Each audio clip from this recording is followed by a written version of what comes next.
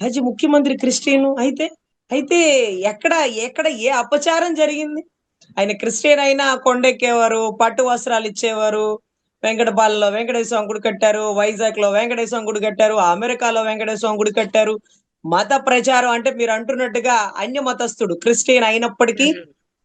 5 భాషలలో భగవద్గీతని ప్రచురింపేలాగా చేసినారు వైవి సుబ్బారెడ్డి గారి ద్వారా. అరే! ఎంతకి దిగజారుడు రాజకీయం అయిపోయిందంటే, ఈ రోజు స్పీకర్ స్థాయిలో ఉన్న వ్యక్తిని "నువ్వు క్రిస్టియను, మీ మండలి చైర్మన్ మాజీ అండి. ముఖ్యమంత్రి క్రిస్టియను" అనే పదజాలాన్ని వాడారంటే, నిజంగా సభ్య సమాజం తలదించుకునే పరిస్థితండి. అయితే వీళ్ళు హిందూ ధర్మ ఓటింగ్ కోసం పడిన పాట్లేదైతే ఉన్నాయో, అవి రాకపోగా క్రిస్టియాలిటీ ఓట్లన్నీ కుప్ప కూలిపోతున్నాయండి. హ్మ్. నిన్నటి రోజు మా ఇళ్ళ దగ్గర పనులు చేసేవాళ్ళు, లేకపోతే పెద్ద పెద్ద హాస్పిటల్‌లో పనిచేసే వాళ్ళందరూ వచ్చి అడుగుతున్నారు.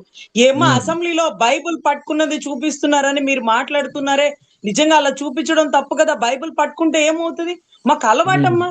అదే కదా మీ హోమ్ మినిస్టర్ గారు కూడా చెప్పినారు.